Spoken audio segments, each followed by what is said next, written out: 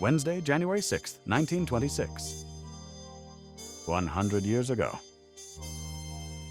Secret crime lists taken by Enright are ordered back. Ex-commissioner admits he took and stored them without authority. They weigh 600 pounds. Detectives get to cover dates on 35,000 complaints of vice. McLaughlin to check up on things leading to exposure at police headquarters. Police Commissioner McLaughlin yesterday ordered the immediate re-on. Turn to police headquarters of secret crime lists taken away by former Commissioner Enright when he retired from office. The lists, which it was said weigh about 600 pounds, contain records of approximately 35,000 complaints of vice and other crimes made during Mr. Enright's administration. Former Commissioner Enright admitted that he had taken the records and stored them, but said that he had done so without any intention of withholding them from the police department and without authority. Commissioner McLaughlin announced that he would make a thorough investigation to determine the circumstances under which the records were removed and why they had not been returned earlier. He declared that the records were the property of the police department and must be available for official use.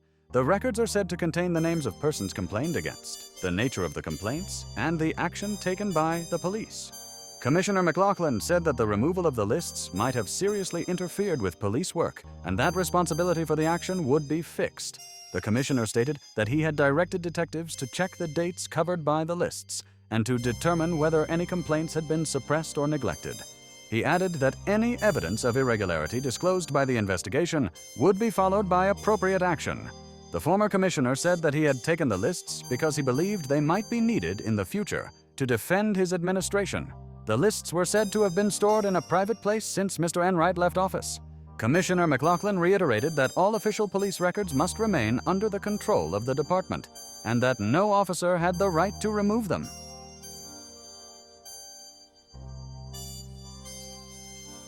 Policeman drunk in station house kills his accuser. Glazier fired at thrice and mortally hurt while he picks out his assailant. First beaten in store, refused to give patrolman $2 sentence for his baby's shoes. Slayer is put in a cell, suspended and held slipped out of station properly while on reserve duty. Cleveland, Ohio, January 5th. A policeman drunk in the station house shot and killed a glazier who accused him of extortion after he had refused to give him $2 to pay for shoes for his baby, according to the police story today. The glazier, Thomas Cranen, 32 years old, was shot 3 times by patrolman Harry Brennan, who was off duty and under arrest at the time. Cranen was taken to a hospital, where he died after identifying Brennan as his assailant. Cranen had been beaten in his store earlier in the day, according to the police, after he refused to give Brennan $2. The assault was reported, and Brennan was summoned to the station house and placed under arrest. According to the police, Brennan somehow slipped out of the station house while on reserve duty, returned with his revolver, and fired 3 shots at Cranen in the station house. Dr. Frederick Schumann, police surgeon, examined Brennan and declared that he was suffering from alcoholism. The district attorney said that Brennan would be charged with murder. Cranen shouted, "You won't squeal against anyone again," and whipped out his pistol and fired 3 shots at Cranen, 2 of which took effect. Brennan was disarmed and placed under arrest. Dr. Frederick Schumann, police surgeon, examined Brennan and declared him an alcoholic. The district attorney said that while Brennan had declared he remembered nothing of the shooting or the event preceding it, a stranger had given him a pint of whiskey while on duty, and the remainder in the station house. The only explanation offered by the police as to how Brennan, while on reserve duty in the station house, could have gone out unnoticed and returned the same way without his intoxicated condition becoming known, was that a carpenter was building a new platform behind the lieutenant's desk, and the lieutenant had been compelled to do his work in the clerical room adjoining. No explanation was offered as to why O'Kane permitted Brennan to escape from his arrest before or how. Surrounded by policemen, he could have not been overpowered before shooting Cranen in the station house.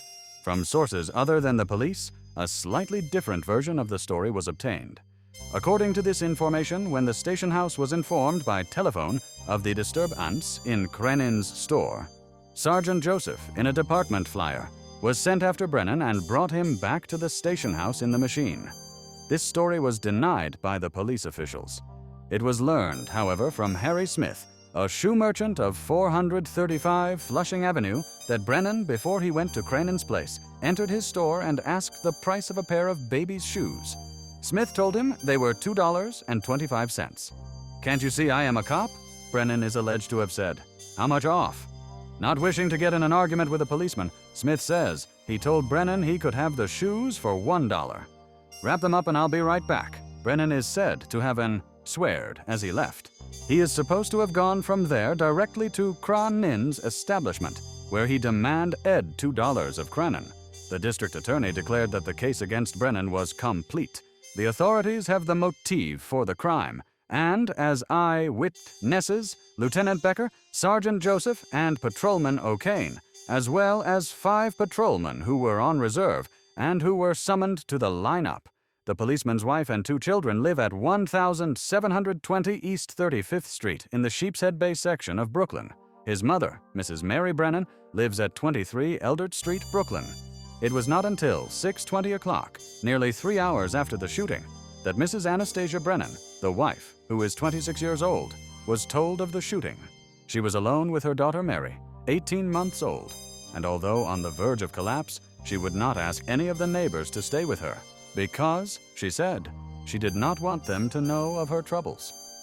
Prior to her husband's transfer to the Clymer Street station, she said, he was attached to the Oak Street station in Manhattan. According to the police records, he was appointed to the department on January 17, 1923. Assistant District Attorney Guff said the record showed charges were filed against him July for dereliction of duty, but that the specific nature of them was not disclosed. Cranin, a native of Poland, was a naturalized American. He is survived by his widow. Sees police chief in counterfeit plot. Magyar police also arrest notes, officers, and workers in wide roundup. Jails heavily guarded. Attack by infuriated people is feared as great national scandal grows. Budapest, January 5th. The arrest of the former chief of the Budapest police was reported today as part of the widening investigation into the counterfeiting conspiracy which has shocked the country. He was seized along with several other high officials, officers, and workers alleged to have been connected with the manufacture of counterfeit French banknotes. The arrests are declared to be only the beginning of an extensive roundup, which may involve many persons in responsible positions. Large quantities of material used in the counterfeiting operations are said to have been seized by the authorities. The jails are being heavily guarded because of fears that infuriated crowds may attempt attacks as the scandal continues to grow and excite public opinion throughout the country. The investigation is said to have revealed a highly organized system for producing the counterfeit notes with the cooperation of skilled workmen and officials in various branches of the government service.